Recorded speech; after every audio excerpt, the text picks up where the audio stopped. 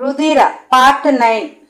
అద్వైత్ పెదవులు మూతపడలేదు. ఉదయం నుంచి ఒకలా అదొక రకమైన భయంతో. ఇప్పుడు ఆమెలో భరోసా, ధైర్యం. అతను అనుకున్నట్టు ఆమె మారుతుంది. అంతకంటే అద్భుతంగా అనిపిస్తుంది. అతని ఊహలకు మించి ఆమె మనసు ఉన్నది అనిపించగానే అద్వైత్ నేను తనని ప్రేమించటంలో తప్పు లేదు. ఆమె కళ్ళల్లో భావం, ఆమె మనసు ఎలాంటిదో నాకు చెప్పింది. కానీ నా అంచనాలు చాలా తక్కువ అనిపించింది. ఆమె మనసులో ఏ కల్మషం అనేది లేకుండా నా అంచనాలకు మించి ఉన్నది అని రుధిరను ఒక అద్భుతం చూసినట్టు చూస్తున్నాడు. రుధిరకు కాసేపు అలుపొచ్చినట్టుగా వచ్చి బండ మీద కూర్చుంది. అద్వైత్ను చూసి, నిజంగా మీ వైఫ్ చాలా అదృష్టవంతురాలండి. ప్రతి మగవాడు ఆడదాని శరీర భాగాలు ఆడదాని పొందు కోసమే చూస్తాడు. నేను ఇంత బ్యాడ్ అని తెలిసి కూడా నాకొక మనసు ఉంటుంది అని మీరు గ్రహించేదాకా కూడా నాకు నిజంగా మనసు అనేది ఉందా అనిపించింది. ఇలా నాకు ఊహ వచ్చిన ఒక్కరోజు కూడా ఇంత సంతోషంగా లేనండి.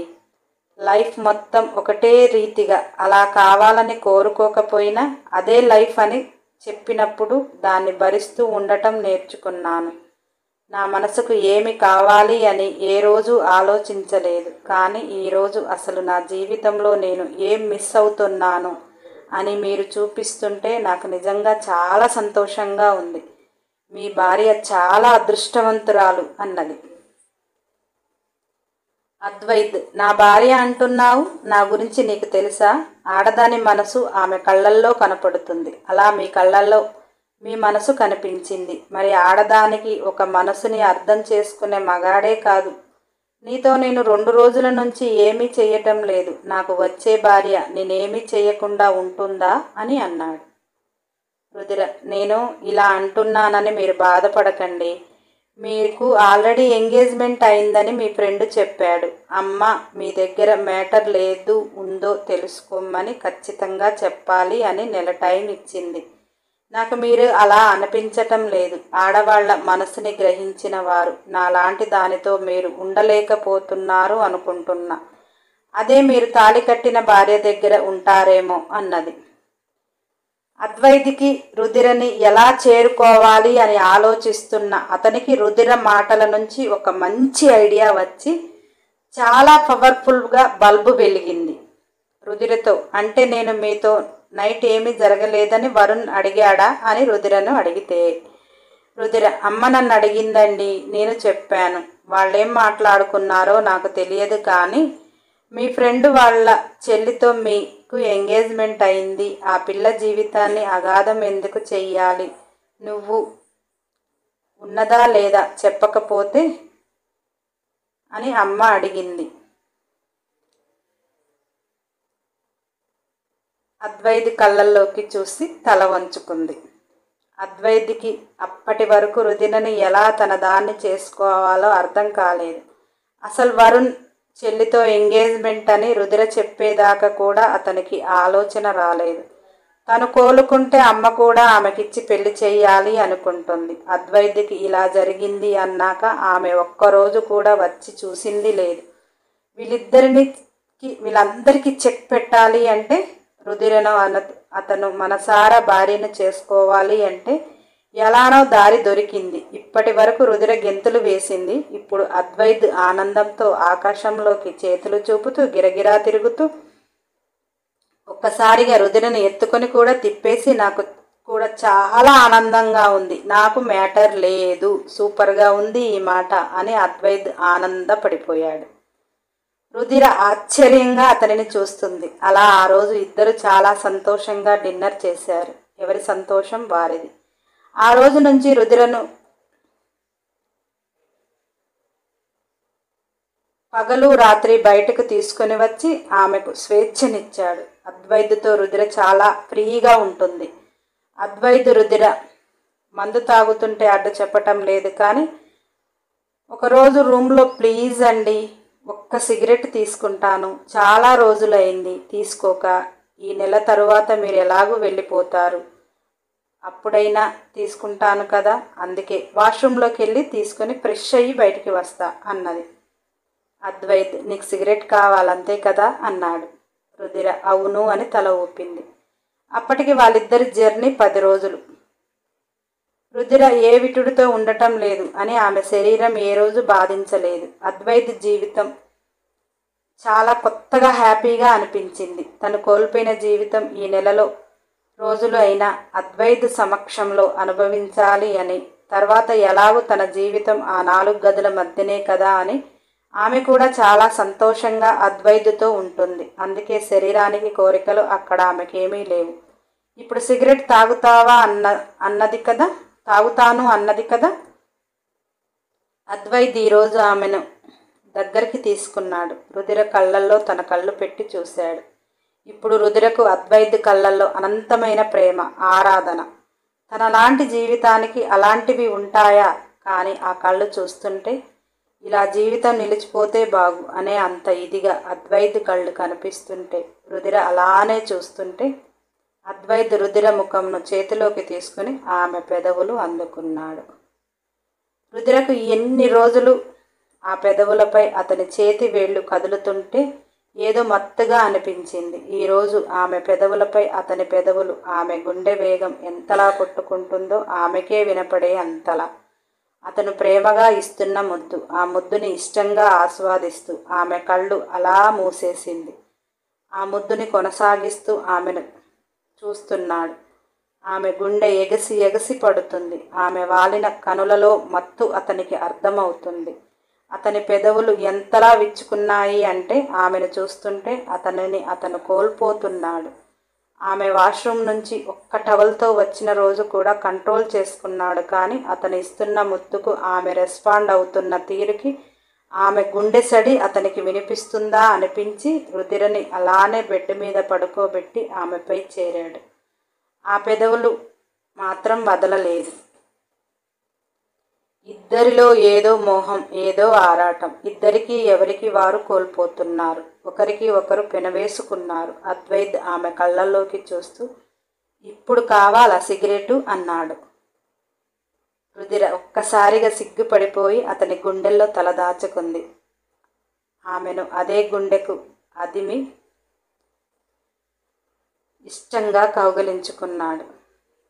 ఆ గుండె అతను కంట్రోల్ చేసుకోవటానికి ఎంత ఇబ్బంది పడుతుందో రుధిరకు అర్థమవుతుంది. కానీ అతను నా నుంచి అది కోరుకోవటం లేదు అనుకుంటా అని ఆమెకే సిగ్గుగా అనిపించింది. నాకేంటి, ఇతని స్పర్శ, ఇతని ముద్దు ఇంత మైకాన్ని తెచ్చాయి అని సిగ్గుపడుతూ నిద్రపోయింది. ఇక రుధిర తర్వాత ఏ రోజు కూడా సిగరెట్ తాగుతా అని అనలేదు. అప్పుడప్పుడు అద్వైతే అల్లరిగా సిగరెట్ తాగుతావా అని అంటుంటే రుధిరకు ఆ ముద్దు గుర్తొచ్చి జన్మలో సిగరెట్ తాగకుండా చేశారు అని తెగ సిగ్గుపడిపోయేది. అలా ఆమె సిగ్గుపడుతుంటే రుధిరను మురిపంగా చూసుకొని ఇష్టంగా కౌగిలించుకునేవాడు. అలా ఆ 1 నెల రోజులు అద్వైత్ అతని ప్రేమను చూపించాడు. రుధిరకు ఈ జీవితానికి అతను శాశ్వతం కాదు, కానీ ఈ 1 నెల రోజులు మాత్రం ఆమె జీవితానికి సరిపోని తీపి గుర్తులు. అతను ఆమెతో కలవలేదు అని ఆమెకి ఏ రోజు అనిపించలేదు. అతను చూపించిన ప్రేమ, అతని టచ్, అతని ముద్దు పదే పదే ఆమెకు గుర్తొస్తుంటే ఆమె ఎంతలా తుల్లిపడిందో. రుధిర ఒకానొక టైంలో అతను వెళ్ళిపోయాక నేను వేరే వాళ్లతో ఉండగలుగుతానా అనే ఆలోచన కూడా వచ్చింది. బుక్ చేసుకున్న 1 నెల టైం రేపటితో అయిపోతుంది. అద్వైత్ ఏదో ఆలోచిస్తుంటే రుధిర అతని గుండెపై పడుకొని, ఇక రేపటి నుంచి మీరు రారు కదా అని అద్వైత్ కళ్ళల్లోకి చూసింది. అద్వైత్, నేను ఈ 1 నెల రోజులు నిన్ను ఏమీ చేయలే కదా, నిన్ను ఇబ్బంది పెట్టేశాను కదా, నన్ను క్షమిస్తావా అన్నాడు. రుధిర అలా అనకండి.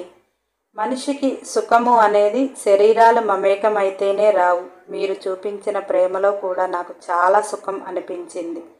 అసలు రేపటి నుంచి మీరు రారు అంటే నేను మళ్ళీ ఇదివరకిటిలా ఉండలేస్తానా అని అనిపిస్తుంది అని రుధిరకి ఏ రోజు కంటతడి పెట్టడం రాలా. ఈరోజు ఏడుస్తుంటే అద్వైత్కి మనసు ఎంత హాయిగా అనిపించింది. ఆమె కన్నీళ్లు తుడుస్తూ, మరి నాతో నీకు సంసార బంధం లేకపోయినా కానీ ఉండగలుగుతావా అన్నాడు. రుధిర, నేను మీతో ఏదీ లేకపోయినా మీ ప్రేమను చూస్తూ ఉండగలుగుతా, కానీ మీతో నేను ఉంటే సమాజం మిమ్మల్ని చిన్నచూపు చూస్తుంది, మీ కుటుంబం ఒప్పుకోదు కదా అన్నది. అయినా మీకు ఎంగేజ్మెంట్ అయింది, మీరు తనని పెళ్లి చేసుకుంటారు, ఆమెతో మీ జీవితం బాగుంటుంది. మీరు నాతో బంధం పెట్టుకోకుండా ఉండటానికి కారణం నా శరీరం మలినం అయిపోయింది. మీ మనసే అంత స్వచ్ఛంగా ఉన్నది, మీ శరీరం కూడా అంత స్వచ్ఛంగా ఉంటుంది. మీరు స్వచ్ఛమైన మనిషిని కోరుకుంటున్నారు, అందుకే నాకు దూరంగా ఉంటున్నారు అనుకుంటున్నాను. కానీ మీలో లోపం ఉంది అని నేనైతే అనుకోవటం లేదు అన్నది. అద్వైత్, నాలో లోపం ఉంది లేనిది నీకు తెలియదు కదా. లోపం ఉండబట్టే ఇంత అందమైన అమ్మాయిని ఎదురుగా పెట్టుకొని కూడా ఏమీ చేయలేకపోతున్నానేమో. ఎంగేజ్మెంట్ అయిందని అమ్మాయి జీవితంలోకి నేను వెళితే నా దగ్గర మేటర్ లేకపోతే అమ్మాయి జీవితం వ్యర్థం కదా. అందుకే నాకు పెళ్ళి వద్దు. నువ్వు నాతో ఉంటాను అంటే ఇలా మనిద్దరం ప్రేమను తింటూ ప్రేమగా బ్రతుకుదామా అన్నాడు.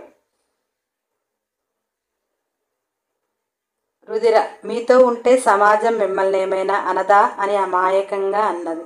అద్వైత్ అల్లరిగా, నీలాంటి దాని దగ్గర నేను ఉంటున్నాను అంటే నాకు ఫుల్గా మ్యాటర్ ఉంది అనుకుంటారు కదా అన్నాడు.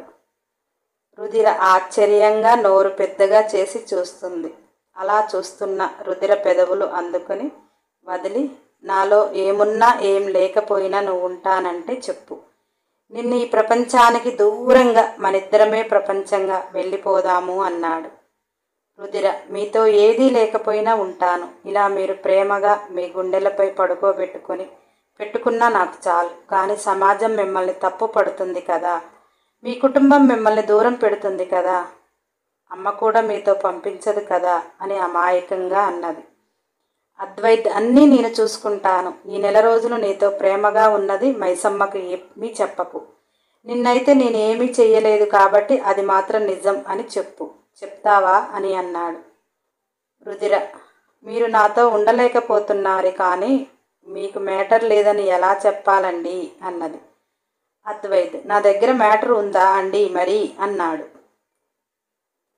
రుధిర కోపంగా అద్వైత్ని మంచం మీదికి నెట్టేసి ఆమె ఇష్టంగా ముద్దు ఇస్తుంటే అద్వైత్ ఆమెను చుట్టేసి ఒకరి ముద్దును ఒకరి శరీరాన్ని ఒకరు ఆస్వాదిస్తూ రుధిర పెదవులు వదిలేసి, మీరు నాతో ఉండటం లేదు కానీ మీలో ఆవేశం, మీ మీసంలో పొగరు అంటూ మీసాలు గుంజుతూ చాలానే ఉంది అన్నది. అద్వైత్ ఆమె పొడవాటి ముక్కుపై ముద్దు పెట్టి, అంత ఉంటే నీ దగ్గర ఇంత చేస్తూ నీలో కలిసిపోకుండా ఉంటానా, నువ్వేమైనా నాకు అడ్డు చెప్పావా అంటుంటే, రుధిర, మీకు తగిన దాన్ని కాదు కనుక నాతో ఉండలేదు. నేను అమ్మకి మీరు చెప్పినట్టు చెప్పలేను అన్నది. అద్వైత్, నువ్వు అనుకుంటున్న పొగరు ఆవేశం నా దగ్గర లేవు. ఇంకొక అమ్మాయి జీవితాన్ని నీకు తెలిసి ఆగం చేస్తావా? ఏదో మనిద్దరం నెల రోజులు కలిసి ఉన్నాము అని నీ దగ్గర చనువుగా ఉంటున్నా, అంతేకాని నా దగ్గర ఏమీ లేదు. నిన్నేమీ చెయ్యలేదు. నువ్వు అలానే మైసమ్మకు చెప్పు, తర్వాతది నేను చూసుకుంటాను అని రుధిరని ఉక్కిరి బిక్కిరి చేశాడు. ముద్దులతో ఇద్దరు తడిచి ముద్దయ్యారు. రేపటి నుంచి జీవితం కొత్తగా ఉంటుంది, నాతో సిద్ధంగా ఉండు. నా దగ్గర ఏమీ లేకపోయినా ఉంటాను అన్నావు, ఇది మాత్రం గుర్తుపెట్టుకో అని అన్నాడు. రుధిర, మీ దగ్గర ఏమీ లేకపోయినా బాధ లేదు, కానీ నా వల్ల మీ జీవితం ఆగమైంది అంటే బాధ నాకు అనే బాధ ఉంచరు కదా అన్నది. అద్వైత్, నిన్ను సొసైటీకి చూపించలేనేమో కానీ నా ఫ్యామిలీకి చూపించలేను, కానీ నీతో ఇప్పుడున్నట్టు జీవితకాలం ఉంటాను, ఇదైతే మాట ఇస్తాను. నువ్వు అన్నావు చూడు, ఒకవేళ ఏదైనా మోసం చేసి వెళ్ళిపోతే నువ్వు మళ్ళీ ఈ జీవితంలో ఇమడలేను. నాకు తెలిసి ఈ నెల రోజులు నేను చూపించిన ప్రేమకే రేపటి నుంచి ఎలా అని ఎంతలానో ఆలోచించి ఉంటావు, అవునా అంటే రుధిర అవునని తల ఊపింది. నీకు ఇన్ని భరోసాలిచ్చి మైసమ్మ దగ్గర నుంచి లేపుకొని పోతా, సిద్ధంగా ఉండు అని ఆ రాత్రి ఇద్దరు ఒకరు ప్రేమను పంచుకున్నారు. అతనితో ఏమీ లేకపోయినా కానీ ఆ ప్రేమ కోసం ఆమె సిద్ధపడింది. ఆమె అమాయకమైన ప్రేమ అద్వైత్ని నమ్మిన విధానానికి అతనికి బాగా నచ్చింది. ఆ టైంలోనే వరుణ్ మైసమ్మతో మాట్లాడటం, మైసమ్మ నెల రోజులు కూడా ఆమెను టచ్ చేయలేదు అనటం, మీరే ఒకసారి డాక్టర్ దగ్గర చూపించి మీకు నచ్చినట్టు చేసుకోండి అని చెప్పటం జరిగిపోయింది. అద్వైత్కి టెస్టులు అన్నీ కంప్లీట్ అయ్యాక అతను మానసికంగా స్ట్రాంగ్గా ఉన్నాడు, కానీ అతను ఆ బంధాన్ని కోరుకోవటం లేదు. అంటే అది అతను మనసుకు ఎందుకు నచ్చటం లేదు డాక్టర్ కూడా అర్థం కాలేదు. ఆ విషయం వరుణ్కి చెప్తే వరుణ్ కూడా నెల రోజులు డే అండ్ నైట్ రుద్రతో ఉన్నాడు, టచ్ చేయలేదు. అలా అని అతనిలో ఏ లోపం లేదని డాక్టర్లు చెప్తున్నారు. ఇక అతనికి మనసుకే అదంటే అసహ్యం అనిపిస్తుందేమో ఏమో వరుణ్కి అర్థం కాలేదు, డాక్టర్లకి అర్థం కాలేదు. ఏదేమైనా మ్యాటర్ లేదు, అద్వైత్ని తేల్చేశారు. వరుణ్ ఆ విషయాన్ని అద్వైత్ తల్లిదండ్రులకు చెప్తే భానుమతి, అద్వైత్ తండ్రి కుప్పకూలిపోయినట్టు అయిపోయారు. అద్వైత్కి ఇంట్లో అలా తెలిసాక ఎక్కువ వరుణ్తో కూడా ఉండటం లేదు, తల్లిదండ్రులతో కూడా ఉండటం లేదు. అది అతని ప్లాన్ ప్రకారమే చేస్తున్నాడు. అద్వైత్ వరుణ్తో ఉండలేకపోతున్నాడు, తన పరిస్థితి అది అని తెలిసి ఎవరితో కలవలేకపోతున్నాడు అని వరుణ్ ఇక అద్వైత్ తల్లిదండ్రుల దగ్గర సెలవు తీసుకుని వెళ్ళిపోయాడు. హాయ్ బంగారాలు, 1000 లైక్లు ఉంటే మీరెన్ని వీడియోలు అడిగితే అన్ని వీడియోస్ ఇస్తాను అన్నాను. 500 లైక్లు ఉంటే డైలీ ఇస్తాను. 500 బిలో ఉంటే నాకు ఖాళీ దొరికితే ఇస్తాను. మీరిచ్చే లైకులే కదా నా బాడీకి, నా మైండ్కి ఎనర్జీ అండ్ బూస్ట్. అందుకనే ఇచ్చే బంగారాలు ఇస్తున్నారు, వాళ్ళని అడగటం లేదు, అనటం లేదు. ఇవ్వని వాళ్ళు ఇస్తారని ఆశగా అడుగుతున్నాను. అందుకనే నెక్స్ట్ ఎపిసోడ్ కోసం సబ్స్క్రైబ్ చేయండి, లైక్ చేయండి, షేర్ చేయండి, కామెంట్ చేయండి. అన్ని ఎపిసోడ్ల కోసం బెల్ ఐకాన్ టచ్ చేయండి.